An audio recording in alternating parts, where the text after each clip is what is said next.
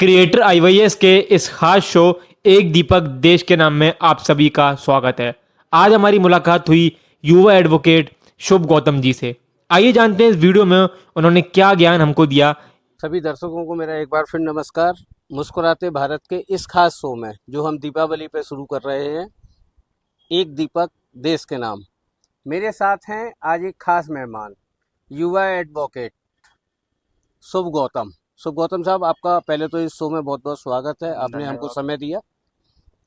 Advocate का नाम आता है अगर, तो कहीं ना कहीं सबसे पहले मैं शब्द बोलूंगा, सत्यमेव जयते। क्या शब्द है ये? इस शब्द को सुनते ही लोगों के रोंगटे क्यों खड़े हो जाते हैं? सत्यमेव जयदेव, पहले तो हमें इस शब्द के पीछे जाना चाहिए। जी। ये हमारे उपनिषदों से उठाया गया शब्द है, संस्कृत का शब्द है।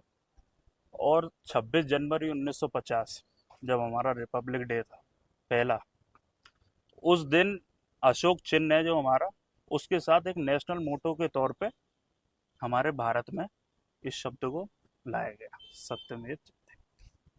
क्या जो लगता सत्य है? की जो जी। परिभाषा है, जी। एक जैसे कि आप ये मान लीजिए कि भारत में कोई भी सिविल सर्वेंट है, उसको शुरू में शपथ दिलाई जाती है और सत्य की शपथ दिलाई जाती है कि आप पूरे ईमानदारी से काम करेंगे, सत्य की लड़ाई लड़ेंगे और आदमी को न्याय दिलाएंगे। आपको लगता है सत्यमेव जैसे जयते जब ज्यादातर संवैधानिक कुर्सियों के पीछे लिखा रहता है, जी संवैधानिक पदों पे जो जी भी जी होते जी हैं, आपको लगता है इस शब्द का जब पीछे लिखा होता है तो कितना अंतर पड़ता है? आप जब अदालत में जाते हो, कोर्ट में जाते हो हम्म, एज ए अधिवक्ता, जी तो कितना अंतर इस शब्द का पड़ता है आपके जहन में? जी।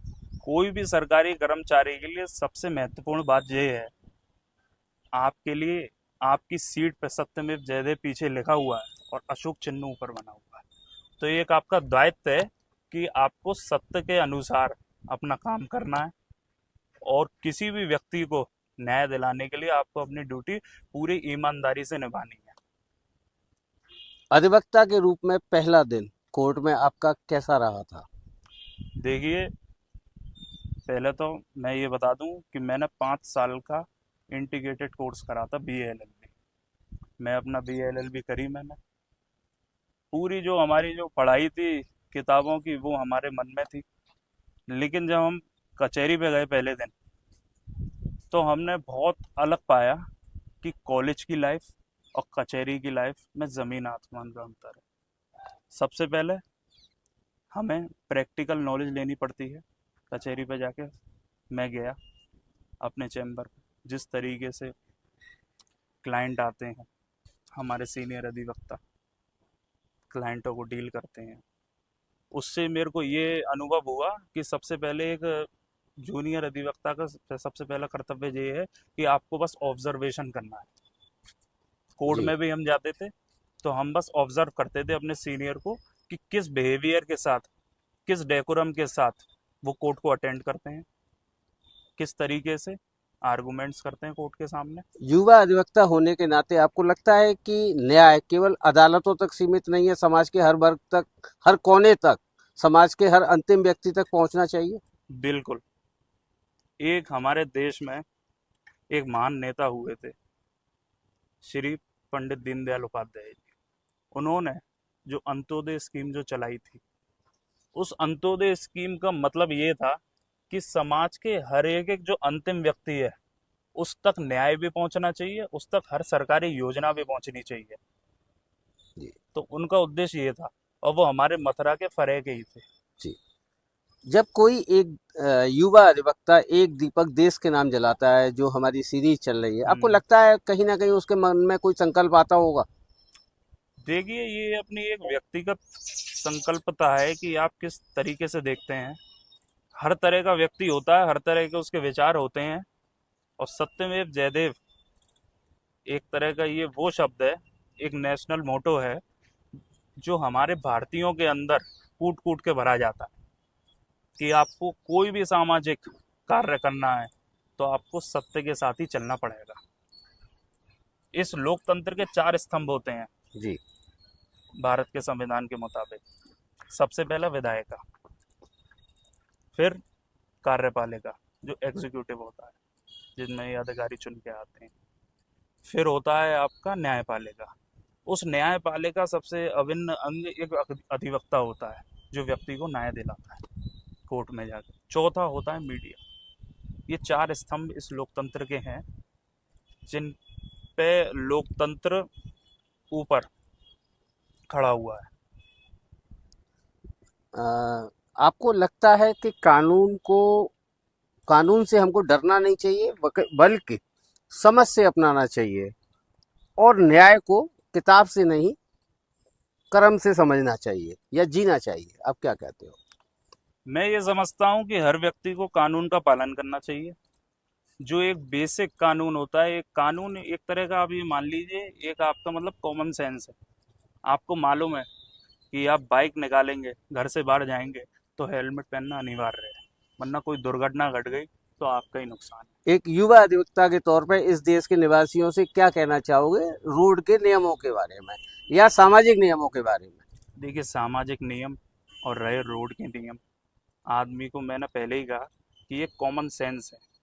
व्यक्ति को मालूम रहता है कि क्या चीज़ सही है, क्या चीज़ गलत है। जी। तो जो चीज़ सही है वही कानून है, आपको ये समझना चाहिए। सही क्या है, आप इस पे मत जाइए, कानून है सही। शुभ गौतम अधिवक्ता मेरे साथ हैं। आपने 3 पीढ़ियाँ देखी हैं, एक अपने बाबा की पीढ़ी देखी, जी और एक वर्तमान में आप हैं, जी और एक आपने अपने बच्चों की पीढ़ियाँ देखी, जी जो भाई भतीजे आपके जी होंगे। जी। आपको लगता है कि सामान्य परिवारों में विवाद हो जाते हैं, हम्म। क्या उन विवादों को हम कोर्ट से बाहर भी सुलझा सकते हैं? जी बिल्कुल। इस तरह का आप कोई संदेश देना चाहेंगे लोगों को? जी, संदेश तो बिल्कुल देना चाहेंगे।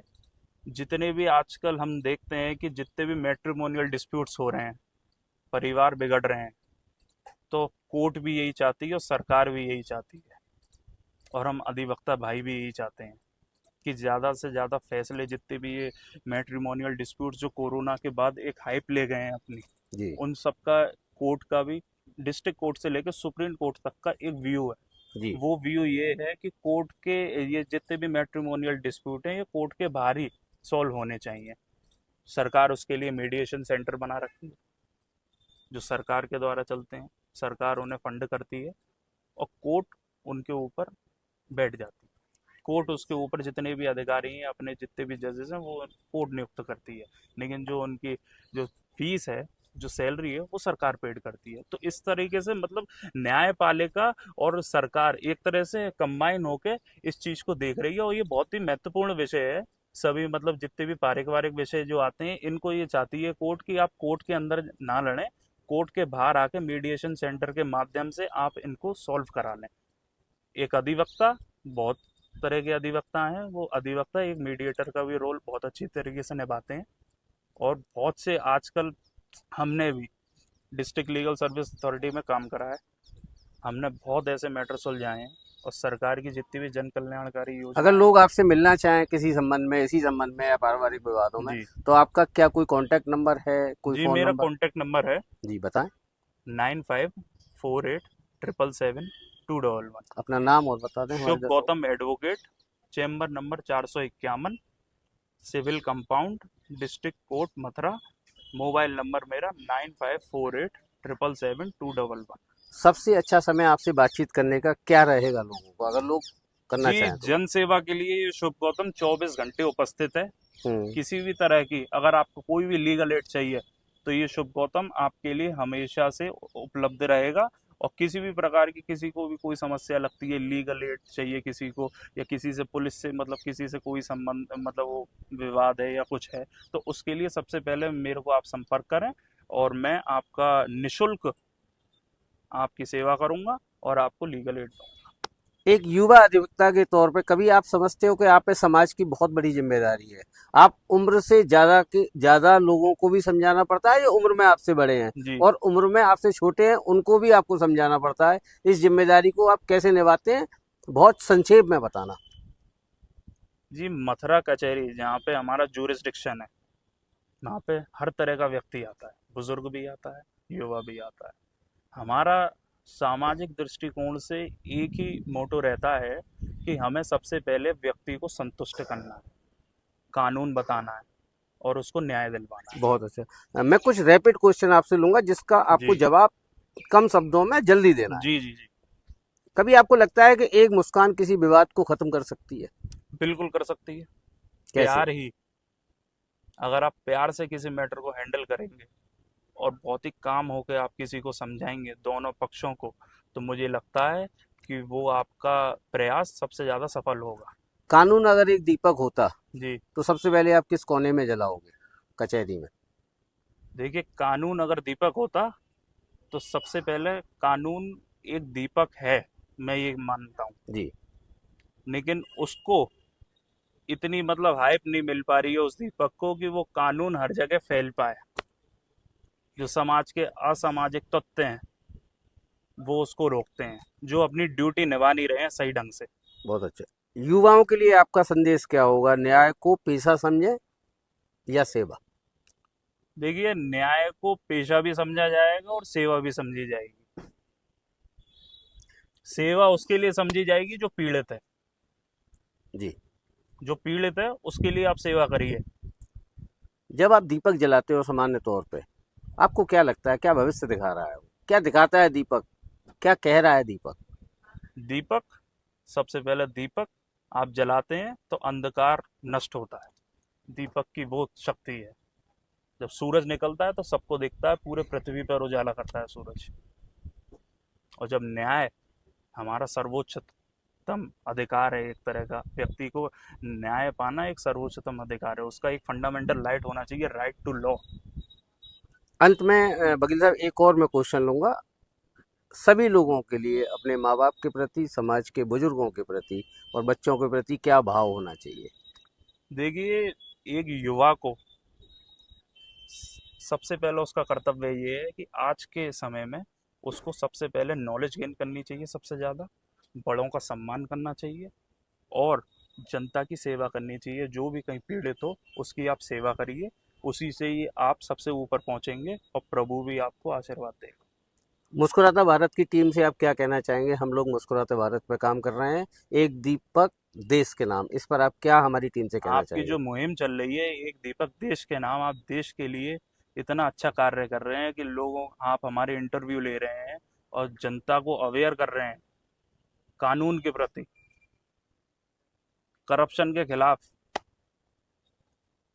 और मेरा बस आपसे यही निवेदन है कि आप ऐसे ही अपनी मुहिम चलाइए जिससे कि ज़्यादा से ज़्यादा लोग अवेयर हो सकें। आपने वकील साहब बहुत बहुत धन्यवाद, आपने हमको समय दिया। मुस्कुराता भारत की टीम से दीपावली की बहुत बहुत शुभकामनाएं। धन्यवाद बहुत बहुत।